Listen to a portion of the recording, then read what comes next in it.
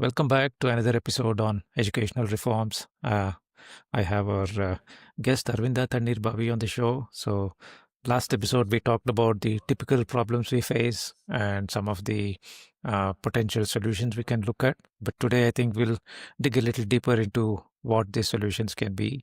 I'll keep the introduction short. I'll just hand it over to Arvinda to continue the discussion further. So, Arvinda, welcome to the show. I'm handing the floor to you. Thanks, Giri. As in my previous episode, we talked about the educational reforms, what is the necessity, and current state of NEP we discussed in 2020, 2021. So, various points we discussed. While discussing those points, we have come up with some of the problems also, and we need to look at in more details. Because just saying like, oh, that is not good in education policy, we have to change it. We need to have a concrete idea and why it is really needed to do that also we can elaborate. And stop me at 11 point. So the idea, as we discussed in previous episode, so in the first episode we discussed at length all the points discussed in the national education policy. What is the approach so far, what is the approach they are taking it. So in this episode onwards, we look at each point, what say the gaps in the educational policy, and how do we address those things. And in the last or some of the last episodes, we can look at the actual actions that can be taken by various departments or whoever is responsible want to take it forward, and we can work it together. If somebody wants to connect with me or our group or wherever, I would be happy to get involved. So basically the intention is to reform should go in the right direction. And I strongly believe that the way we are changing the system or trying to change the system is not the direction that we need to take for a longer, fruitful, long-lasting solution that we are looking for a demography or the size of the population that we are looking in our country. I think in the first episode, we actually covered a lot of the proposed changes in NEP. We looked at the typical problems, like how this may still not suit our current problems. So, I think it's a great idea. Maybe we can go point by point in each episode. I think you have a presentation. If you want to share that, we can start talking about the first problem and solution that can be applied. Yeah, thanks, Giri. So as we discussed in the previous episode, in the education policy, what and all the pros, I would say, what were the policy discussed. So currently, we are going to start with, I would call it as gaps. I'm not telling it is bad or improvements, we can say. Improvements or different perspective, I would say.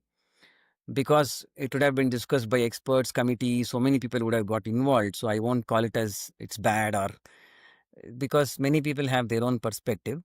So from my side, what I would say, gaps, because the approach that we have taken because of these points will not solve the actual problem. That is my strong feeling. And with my experience in different fields, in computer science, in dance, in theater and other areas, so looking at the different students in different communities, so I have come up with this kind of identifying the gaps and then coming up with a solution. So the first gap I saw in the NEP was, so it talks about Bharatiyata of education system. But while going through the different aspects discussed about Bharatiyata and the way the different organizations getting involved in changing the content or introducing the subjects and talking about Bharatiyata, I feel it is actually not Bharatiya way. It is actually the continuation of the legacy system. So the Bharatiyata they are talking about is going away from the colonial thinking and trying to bring back our old system of education. Old system. But I have seen the I have heard various discussions, participated in different forums. So far, the approach seems to be, it is not actually Bharatiya way of thinking. It is more of we are trying to identify a problem. Okay, this is a solution. Okay, since we are not taught about Indian history, so let's teach about Indian history. because we have to get a pride and everything. Oh, okay, Vedic science, okay, that Ramayana Mahabharata is not taught in the school, so let's introduce those things. That is not the Bharatiya way of education. That's my perspective.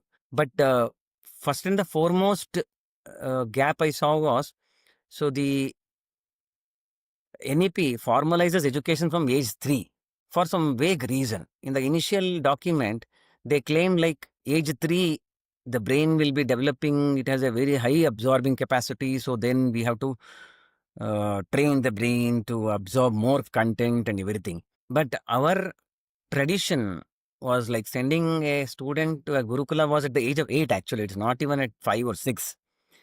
So, till the 8 So age, that we is need to when be that is child when the child is ready for learning. learning different aspects in a some particular format. So the vague reason on the other vague reason they told was like there is a gap between the village and the metros and the different class of societies City. w- where they are affordable. They can send a child at the age of 2 or 3 to LKG, UKG, all the KGs. So they are ahead of the village student because of this gap. That's what, which I find it very absurd, because the gap Uh-huh. is not because of they started education at 3. Overall fundamental approach itself is wrong. So whether they start at 3 or 2 or 1 or 5 or 4, that gap will not be reduced in a So you're various. basically saying starting education at a young age like 3 is not going to help. It definitely not going to help, because Uh-huh. at the one angle we tell like we have to do a creative, we have to develop the creativity of the child, and from age 3, even before the brain matures enough to learn the traditional or any other form of content, they will be trained to think in particular way. So in our tradition, actually, even my dance tradition or anywhere, they don't take a student to formal education for a dance or music in a olden traditional guru or anybody who really seriously do that dance or art forms. They will not take a student before age of 6 or 7, actually 8 years. They will say don't make them to train, hey, do this way, do that way from the age of 3 4. That they'll be killing the creativity of a individual. So the NEP is universalizing and formalizing from 3 low. So the village people also will be like they will sending a student to a trying to send it to LKG, UKG without even having any knowledge what will be the outcome of it. Uh-huh. So this is a one thing that policy has to Mm. really rethink. And And how do you think we can change this? We said that, okay, starting education at a very young age may not be very useful. Okay, that makes sense. But what should be the solution then? Like, do you want to suggest a certain age where they start studying? yeah, so via media, like in the olden times, okay, 8 years, okay, now it is 3. I would say in our just 50 years ago, 40 years, they decided to have it at the age of 6. Before 6, they were not letting you to the school at grade Right. 1. So I think 6 years should be fine. And if you are able to change the way we learn and other aspects, so 6 years should be fine to start a formal I think education. it has become a matter of convenience also for some of the parents. Correct, They correct, will, if both are working, they actually find it convenient that the child can go to correct, school at a correct, young age. But correct. that is actually not useful. Instead, it Huh, is huh, detrimental to the child's growth. what is my contention is like, don't make school start from 3. Let the daycare or the nanny's house or granny's house or whichever forum, Uh-huh. let the kid at the age of 3, 4, 5, because parents cannot take care, let them send it to those kind of places. Let that grow to take care of the kid at the early age.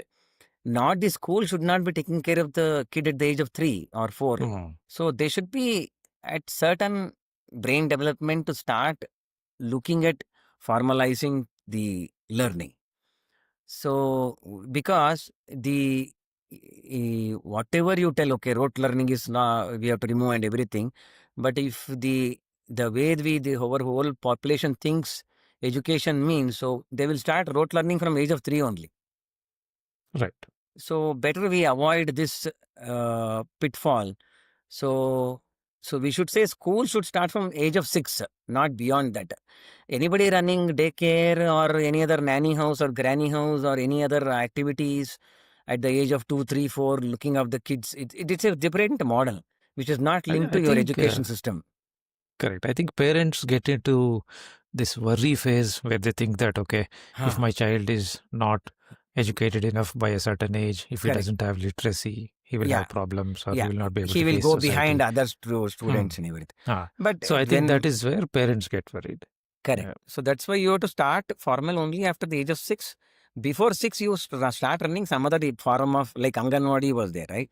Some other form of taking care of the kid, because at that age they should be see, in the Sanskrit shloka itself is very clearly tells prapte tu shodashe varshe putre mitra vadacharet. Means what? Panchavarshani, till 5 years you should pamper the kid. For 10th year you have to train him.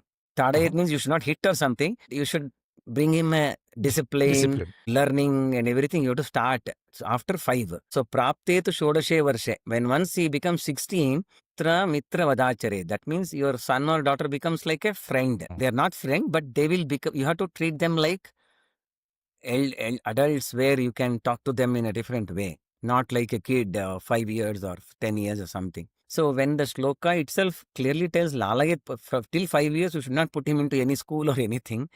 Since because of our limitation of the both parents working, so you should make that till 5 years as a different model. It should not be part of your formal education system at all. It should be a different taking child care centers or different form of activity based centers, which is not Yeah. defined by the government. Correct. I think you also captured it nicely in the next slide where you're saying Bharata never considered Correct. numeracy or literacy as the starting Setting point. point of education. So, but that has changed now. If you take any parent, or in general, if you take Correct. most parents, they will basically look at this as the measure of child's progress. Correct. The NEP, so if you claim Bharatiyata means this first point I mentioned. Second point is in the Bharatavarsha, whichever history, 10,000, 5,000, which here is, we never considered learning and reading and writing as education. So, but on the contrary, NEP first goal it says is highest priority achieving foundational literacy numeracy by all students by grade 3. This is exactly which is not Bharatiyata. So, how do we achieve this without compromising on our Bharatiyata is a challenge. So, this one we have to really look at it. Really, do we need to go through the literacy and numeracy as a starting point? So, one is starting age of formal education. Other is the way we approach the learning of a student or his or her education. How do we approach? Should be Bharatiya way, means it should not be learning numeracy and literacy. It should be something different which we need to come up with. That is our first goal. Yeah, I think that's also a mindset change we are looking Correct. for. Correct. So how do we change the mindset? I'll give you Oh. towards the end, like there are different ways of looking at each subject, which will definitely change the way we think about learning. Yeah. So that if we are able to come up with those kind of solutions, then definitely we'll be able to solve this problem. So that is I my think that nicely connects us to the next point where you're talking about using mother tongue, because most of the initial education for the child happens at home, and that is in mother tongue. Correct. So I think that nicely connects to the next one that you're talking of. Okay. Correct. So if we look at the NEP, why I call the gap, the second gap is actually language policy. Basically, all this controversy, like Hindi imposing or Hindi learning or English learning or state language, mother tongue, because we have not studied why somebody should learn a language. That is why when the policy was done in 52 or 50, whenever the first policy was done, then they revised, then again the new policy, they have never come out of this myth of like first language, second language, third language. And okay, we should learn in mother tongue, we should learn in state language. We have not clear why an individual, a student or somebody should learn language at the early age. That is itself is I am contesting here. So what I'm trying to tell you is, so we should very simple language policy should be there, so that we don't mess up the learning curve of an individual in the initial phase of the education. Because see, mother tongue, when once you talk about mother tongue, how did a child will start learning a language? He will talk and learn, right? He doesn't write and read and then learn a language. So anybody learns Tamil or Kannada or Hindi or at home, they don't read and write and then start learning. They just simply talk with their mother, father, parent, anybody at home. Whichever language they take, the child will start picking up. Correct. And there is So also a purpose for that learning, because the child has to interact with his parents or yes, his yes, brothers, yes, sisters, yes. basically his family. So he Basic will is be learning family. that language. Correct. He'll be Correct. learning that language, and his language learning will keep on improving based on his culture, his tradition, his practices at home. So his Correct. Kannada knowledge will improve based on whatever practices he has at home, how much mother talks in Kannada, how much father talks in Kannada, depends on the entire environment that he's in. But I think So today's urban parents, they prefer to talk in English with the child. So that's another that problem is we another, have. uh, yeah, that Right. is a myth that again we are propagated. So one of the, I also usually, I'll challenge this language learning. So why do we need to simply have only two language learning? See, first myth, we didn't change the concept of what is the purpose of language learning. So for me, language learning is for the communication language, communication improvements. Then he has to interact with the society. Then he has to get a confidence in life to learn something. So though many aspects should be part of learning a language. It is not about learning some particular literature. Oh, he has to learn Kuvempu.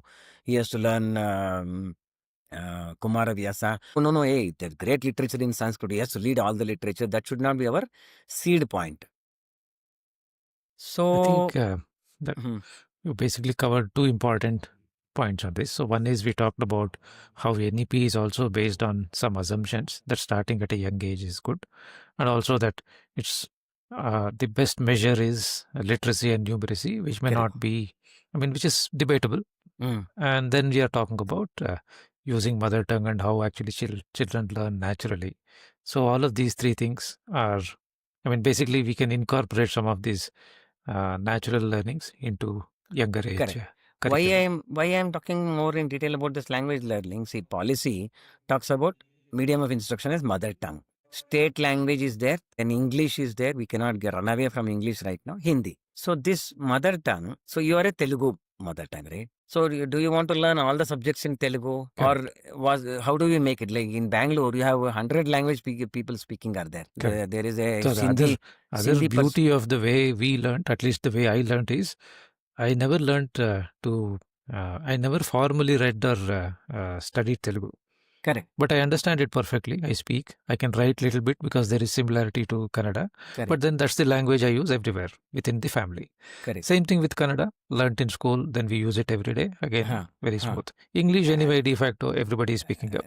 huh. Hindi, interestingly, I was not great at Hindi studies, but Correct, I correct. picked it up watching Mm, movies, watching mm, Doordarshan. mm. So 3, 4 languages is quite easy for any child to pick up. It just Huh. happens. You don't But need a curriculum for that.